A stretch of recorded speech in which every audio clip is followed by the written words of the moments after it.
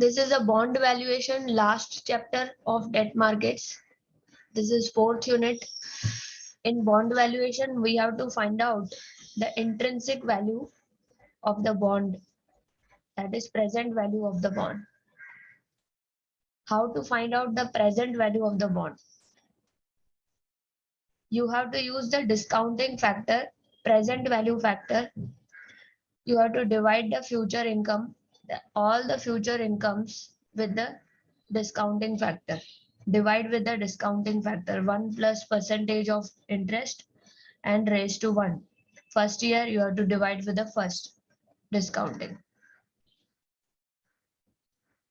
Mr. Akshay Patra considers rupees 1000 par value bond bearing coupon rate of 11%. You are receiving the coupon on the face value.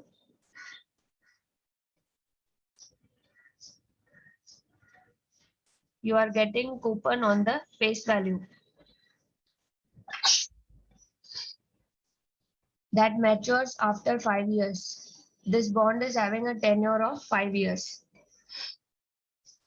So if you invest 1000 rupees in this 5-year bond, your investment amount is 1000 and you will receive coupon of 11% every year. 11% annual coupon you will receive from the bond. So this is the first year coupon of 110. You will receive 110 in the first year ending. You will receive on second year ending again 110. Third year ending 110. Fourth year ending 110. Fifth year ending 110. So all these are future cash flows which you will receive at the end of first year, at the end of second year, at the end of third year, at the end of fourth year, and at the end of fifth year. So these all are the future cash flows which you will receive in the future. The solution is in front of you. First, we have to calculate the first step, that is interest of the bond, coupon of bond. Interest of the bond is the future value which is received at a future date. इसका date भी fix होता है, जैसे 30th June every year 30th June को हम लोग को interest मिलेगा. So this is the promised future date on which you will receive the future cash flows, that is coupon of the bond, interest of the bond. So first step is to calculate the interest of the bond. Always the interest is calculated on the face value. Next, coupon 1000 into 11%, that is 110. Every year you will receive 110. The life of the bond is given here 5 years. YTM is 15%. Now what is YTM? Yield to maturity. जो question में YTM दिया होगा वो आपको consider करना है for present value. YTM आपको 15% present value में यूज करना है डिस्काउंटिंग के लिए, और ये परसेंटेज है. Always you have to divide the percentage with 100. 15 divide by 100. जो भी कुछ परसेंटेज में दिया होता है हम लोग को पहले उसको डिवाइड बाय 100 करके 0.15 कन्वर्ट करना है. What is a YTM? Yield to maturity. If you are holding the bond until maturity, if the investor holds the bond until maturity with all the payments made as scheduled and reinvested at the same rate, इसी को YTM बोलते हैं. YTM is the total return on a bond if the bond is held until maturity. अगर हमने bond को last तक रखा, last year तक रखा है, जिस साल तक आपको बॉन्ड का डेट दिया है, तो वो आपका YTM होगा. और YTM एक रिक्वायर्ड रिटर्न होता है. इन्वेस्टर का डिजायर होता है कि मुझे इतना रिटर्न चाहिए. YTM से हम लोग हमेशा डिस्काउंटिंग फैक्टर में यूज करते हैं.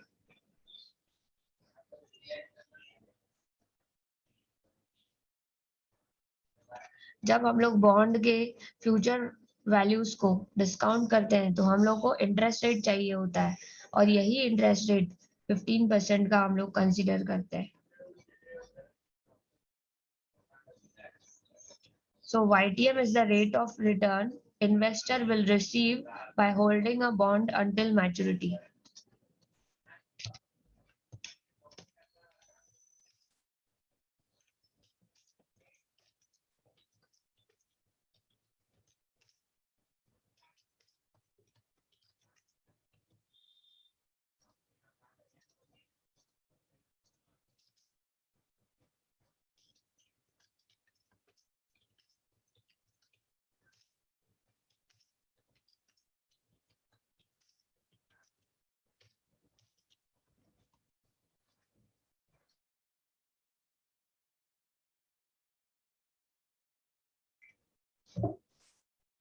YTM is a rate of return an investor will receive by holding a bond until maturity. इसी को हम लोग डिस्काउंटिंग के लिए यूज करते हैं.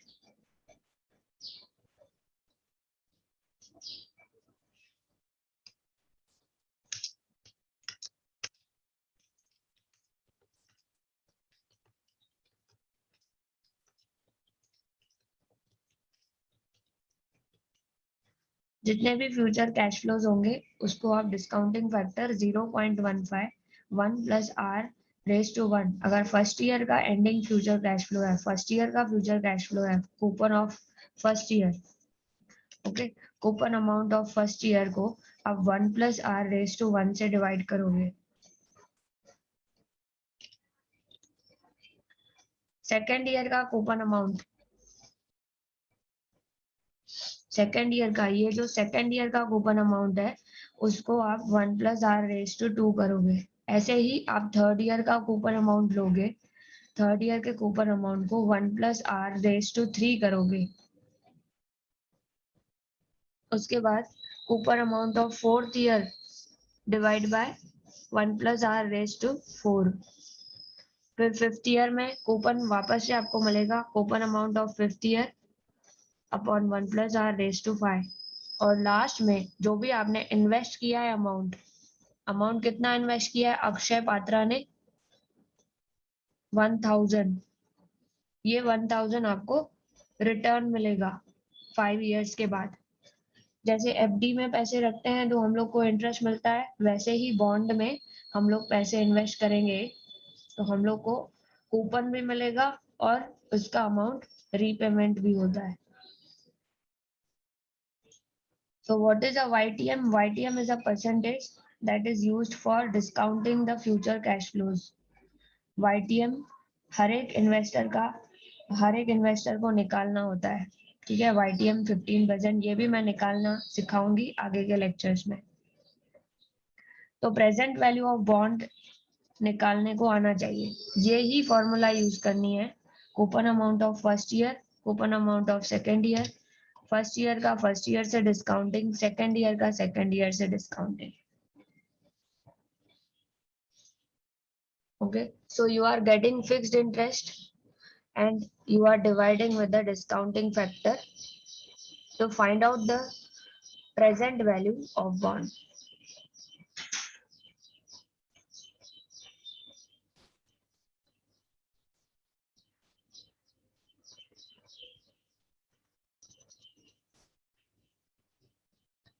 प्रेजेंट वैल्यू को डिस्काउंटेड वैल्यू बोलते हैं. सारी इनकम स्ट्रीम्स को, जितनी भी फ्यूचर की इनकम स्ट्रीम्स है उसको हमने क्या किया, 0th ईयर पे लेकर आए. The present value is usually less than the future value because money has interest earning potential. क्या होता है, जो फ्यूचर में अगर जिसका वैल्यू जो है ज्यादा होगा और उसका प्रेजेंट वैल्यू आज कम होगा. ओके,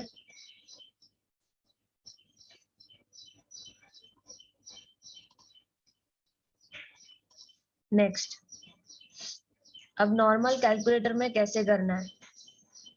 जैसे यहाँ पे ये फॉर्मूला दिया है, 110 लिया हमने न्यूमरेटर में, first year inflow of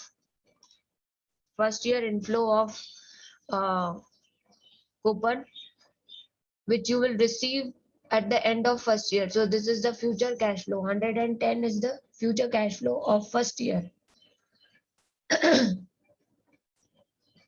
first year cash inflow को डिस्काउंटिंग करना है 1 + 0.15 रेज टू 1. उसके बाद 110 divide by 1 + 0.15 raise to 2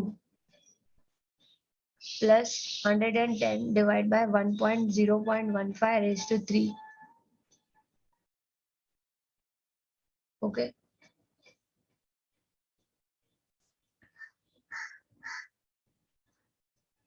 Fourth year, 110 upon 1 + 0.15 raised to 4 plus 110 upon 1 + 0.15 raised to 5. And fifth year में जो इन्वेस्टमेंट किया है वो रीपेमेंट होगा. जो भी इन्वेस्टमेंट किया है आपने वो अमाउंट आपको रिटर्न मिलेगा. सपोज आपने 1000 इन्वेस्ट किया था तो 1000 आपको रिटर्न आएगा at the end of the maturity of bond. 1000 divided by 1 + 0.15 raised to 5. So coupon is different and YTM is different. Is it clear? YTM is the return until you hold the bond. If you hold the bond till maturity, then it is used for discounting purpose.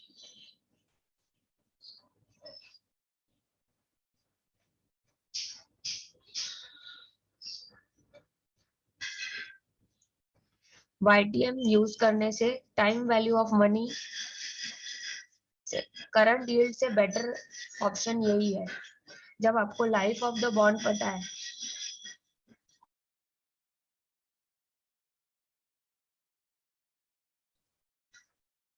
तो present value निकालने के लिए इसी को time value of money बोलते हैं. YTM accounts for the present value of bond. Future coupon payments, जितने भी फ्यूचर कूपन पेमेंट्स हैं उसका हम लोग प्रेजेंट वैल्यू निकालते हैं. ये करंट यील्ड से ज्यादा बेटर है क्योंकि इसमें लाइफ ऑफ द बॉन्ड भी हमने कंसीडर किया और YTM से हमने सारी डिस्काउंटिंग की.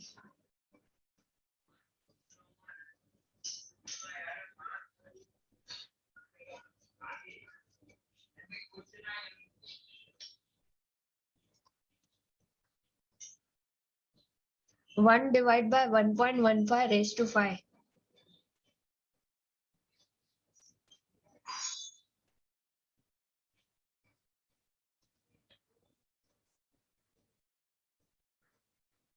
Redemption value ₹1000 will be received at the end of fifth year is a future value which is converted into present value. इसको कैसे करना है? जब आप 1.1 से 1.15 डिवाइड करोगे 1 डिवाइडेड बाय 1.15 जो फर्स्ट इक्वल साइन प्रेस करोगे तो आपको आंसर क्या आएगा? नॉर्मल कैलकुलेटर लो पहले सब लोग और मुझे आंसर बताओ.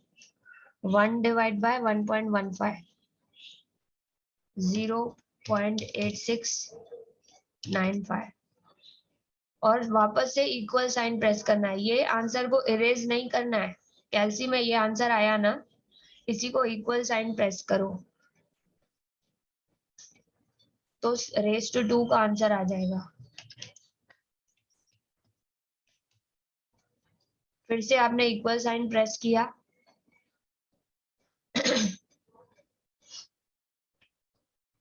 तो रेज टू 3 का आंसर आ जाएगा. इसको आंसर को इरेज नहीं करना है. 6575. मैं डेसिमल के बाद 4 डिजिट्स ले रही हूँ, आप नोट कीजिए. You have to take 4 decimal points after decimal. Again, we have to find out for 5 years. Okay. First year का आपने निकाला, सेकेंड ईयर का इक्वल प्रेस करते जाओ, आंसर आ जाएगा. सेकेंड ईयर का निकाला, थर्ड ईयर का निकाला, अभी फोर्थ ईयर का. ठीक है, सेम आ रहा है आप लोगों का. अभी रेज टू 5 का निकालेंगे तो आंसर आएगा 49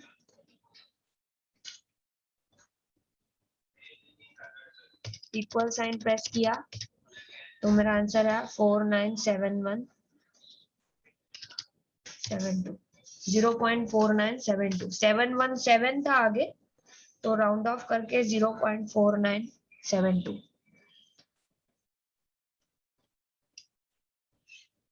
ये कैलकुलेटर के ट्रिक्स मैंने बता दिए।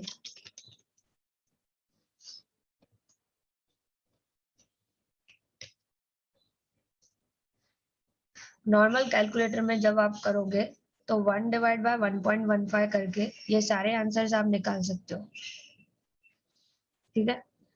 और इसी फैक्टर को आप यूज कर सकते हो मल्टीप्लिकेशन में और आंसर निकाल सकते हो।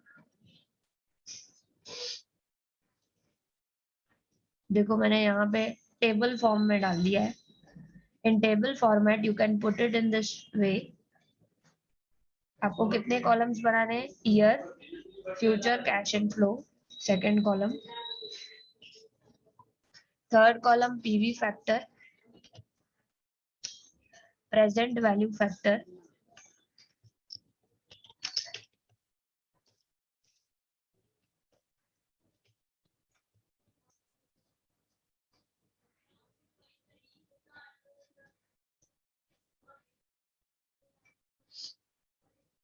Year first to fifth year,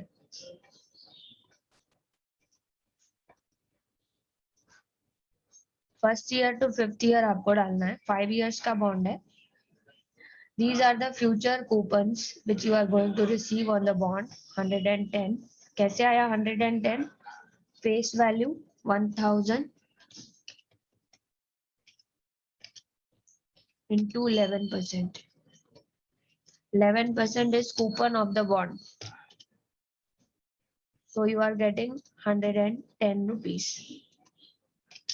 You are receiving 1000 back. This is a principal repayment from the bond. That is 1000 rupees. Total 1110.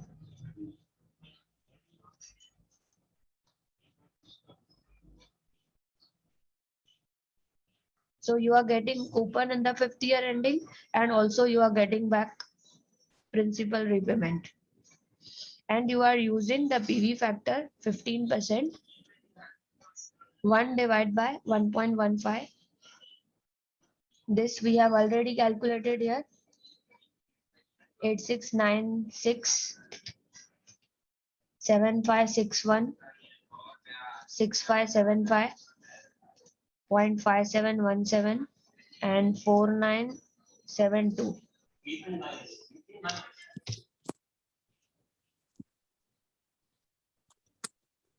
You can multiply the future cash inflow.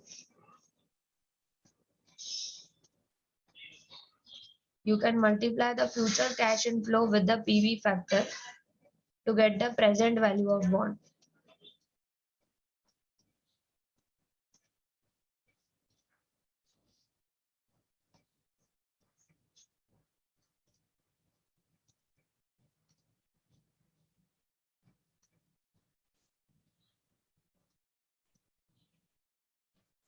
If you multiply 110 with 0.8696, you will get 95.65. 110 future cash inflow multiply with PV factor 0.7561, 83.17. As you can see, 110 is the future cash inflow. So present value is always less than the future value. The money you receive today is having 83.17 value, which will be after 2 years 110 rupees because of interest earning capacity. So future value is more, but present value is less. 72.33 third कैसे आया? 110 future cash inflow multiplied by 6575.6575, 72.33. 110 into 0.5717, 62.89। Last में जब आप लोग करोगे तो इसमें principal repayment का अमाउंट बिना भूले आपको ऐड करना है। जो भी हम इन्वेस्टमेंट करते हैं वो हमें 5th ईयर के एंडिंग में वापस मिल रहा है। अगर आप ये भूल जाते हो करना, अगर आप 1000 भूल जाते हो प्रिंसिपल रीपेमेंट का अमाउंट ऐड करना, तो आपका आंसर बिल्कुल रॉन्ग होगा। जितने भी सारे स्टेप्स किए उसकी वजह से आपको मार्क्स नहीं मिलेंगे। यहाँ पे सारे स्टेप्स का रॉन्ग आंसर ही आएगा। 1110 into 0.4972, 551.89, 551.89।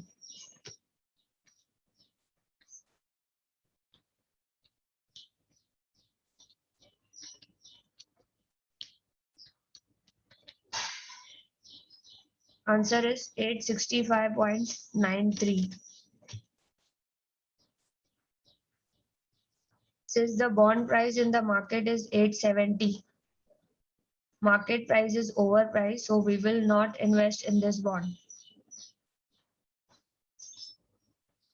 Question में क्या दिया है? The bond is currently trading at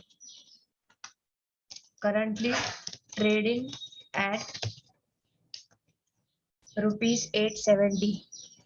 question में दिया हुआ है कि बॉन्ड का प्राइस बीएससी पर या नेशनल स्टॉक एक्सचेंज पर 870 पे इसका ट्रेडिंग हो रहा है। यहाँ बाइंग और सेलिंग हो रहा है। ट्रेडिंग का मतलब buying and selling. 870 is the price determined by market forces, that is the demand and supply. So this is the price in the market. According to your calculation, the price should be 865.93. According to you, the intrinsic value of the bond, present value of bond, should be 865.93. So you will not invest in this bond because it is 5 rupees higher. Suppose I change here. If the price is 950, the bond is currently trading at 950 rupees. Then what you will write? The bond is trading at 950 rupees, which is again overpriced. Market price is overpriced, so we will not invest in this bond. Suppose the price is 800.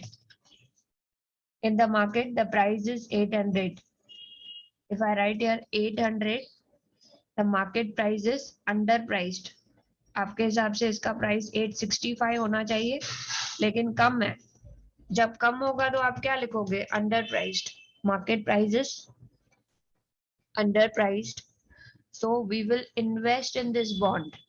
जितने भी under priced securities होते हैं जिसकी value market में कम है और आपका fundamental value ज्यादा है, जब इंट्रिंसिक वैल्यू ज्यादा होता है और मार्केट प्राइस कम होता है, उसी को हम लोग अंडर प्राइस लिखते हैं। अंडर प्राइस का मतलब है ये स्टॉक अच्छा है और ये अपने फंडामेंटल लेवल पे वापस आएगा। इसका एक्चुअल वैल्यू 865 है और जैसे ही मैं इसमें 800 में इन्वेस्ट करूंगी, धीरे धीरे इसका प्राइस 865 पे खुद ही पहुंच जाएगा, बिकॉज इसकी एक्चुअल वैल्यू 865 होनी चाहिए। तो जितने भी अंडर प्राइस्ड मार्केट सिक्योरिटीज होते हैं ना, वो हम लोग परचेज करते हैं और उसमें इन्वेस्ट करते हैं। Is it clear to everyone? अगर 800 होगा तो आप इसमें इन्वेस्ट करोगे, 865 से ज्यादा होगा प्राइस तो ओवर प्राइस्ड और उसमें आप इन्वेस्ट नहीं करोगे। Is it clear? Students please reply.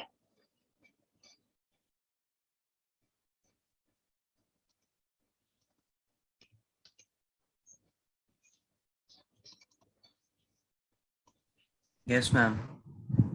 Thank you.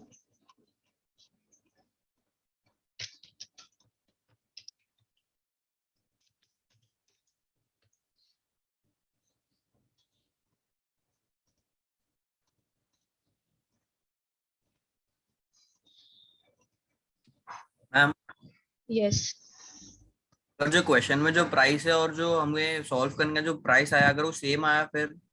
Same आया तो आप इन्वेस्ट करोगे ना। सेम आया और कम आया तो इन्वेस्ट करेंगे। हाँ, सेम आया तो इन्वेस्ट करोगे, और कम आया, अगर मार्केट का प्राइस कम आया और आपका इंट्रिंसिक वैल्यू ज्यादा है, यानी अंडर प्राइस्ड है सिक्योरिटी, तो आप इन्वेस्ट करोगे। अगर ओवर प्राइस्ड है, मार्केट में ज्यादा प्राइस है और आपने जो प्राइस निकाला है वो कम आ रहा है, तो आप इन्वेस्ट नहीं करोगे। Okay ma'am. And regarding assignment, I will talk to you about that. Assignment में आपको मैंने गूगल क्लासरूम में अलग अलग पावर पॉइंट प्रेजेंटेशन के लिए टॉपिक्स दिए हैं। आपको स्लाइड्स कितनी बनानी है आपके ऊपर है। आप 5 बनाइए या 10 स्लाइड्स बनाइए, उस पे ऊपर नहीं है, टू द पॉइंट होना चाहिए। यानी यहाँ पे ज्यादा स्लाइड्स पे मार्क्स नहीं है। जिसका कॉन्सेप्ट क्लियर होगा उसका प्रेजेंटेशन लेने वाली हूँ मैं ऑनलाइन।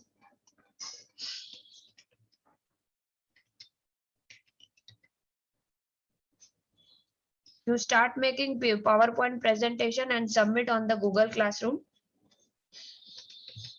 मैंने ड्यू डेट नहीं डाला है इसलिए कि आपको थोड़ा टाइम मिलेगा, आप बना सकते हो। 42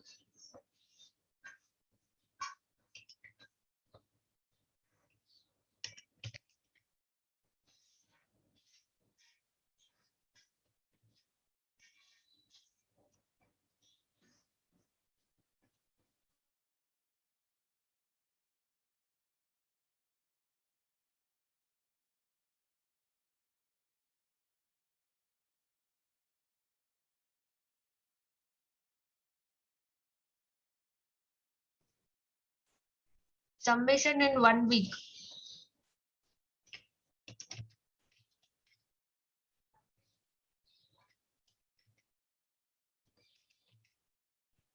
मैं आपने अभी तो बोला ड्यू डेट नहीं है। हाँ, ड्यू डेट डाल दूंगी ना बाद में। आप लोग बनाना चालू कर दो।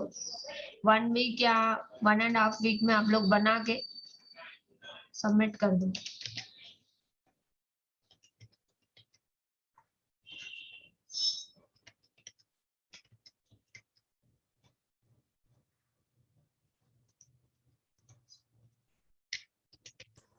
Hello ma'am. मैम हाँ मैम प्रेजेंटेशन भी है क्या इसमें? हाँ, प्रेजेंटेशन है। जब मेरा पोर्शन खत्म हो जाएगा तो मैं 5 स्टूडेंट्स का प्रेजेंटेशन रखूंगी। ओके।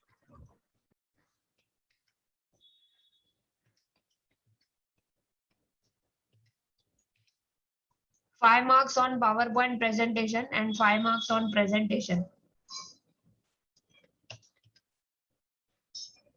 आपको अगर ज्यादा स्लाइड्स नहीं हो रहा है बनाने को तो 5 स्लाइड्स भी आप बनाओगे तो भी चलेगा। लेकिन मैं बता नहीं सकती हूँ आपका कितना कंटेंट होगा ना। जो कंटेंट है उसके हिसाब से बनेगा आपका PPT.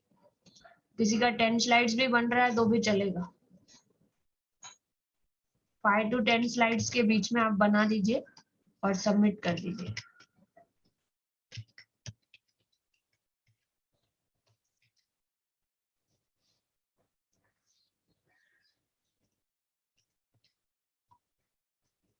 Anirudh, what is your number?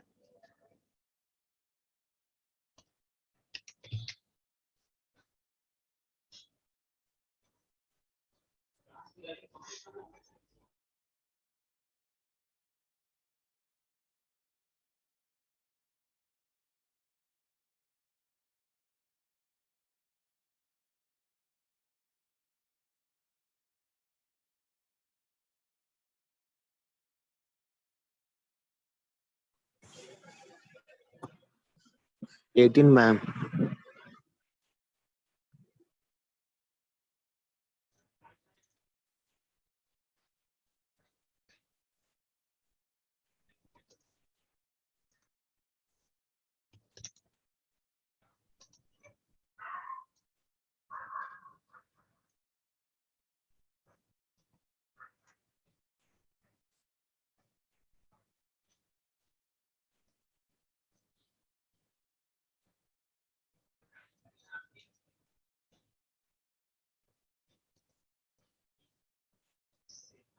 2 students ने सबमिट कर दिया है PPT.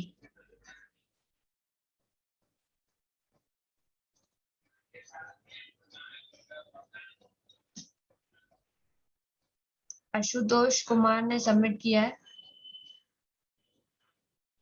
See, in this way you have to prepare। कितने स्लाइड्स बनाए हैं?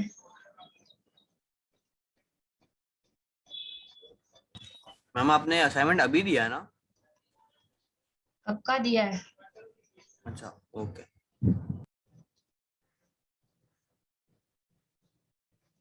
वेदांत जादव ने भी बहुत अच्छा पीपीटी बनाया है।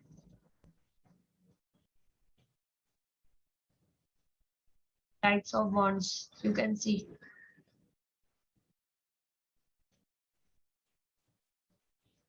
टाइप्स ऑफ बॉन्ड्स पे बनाया है।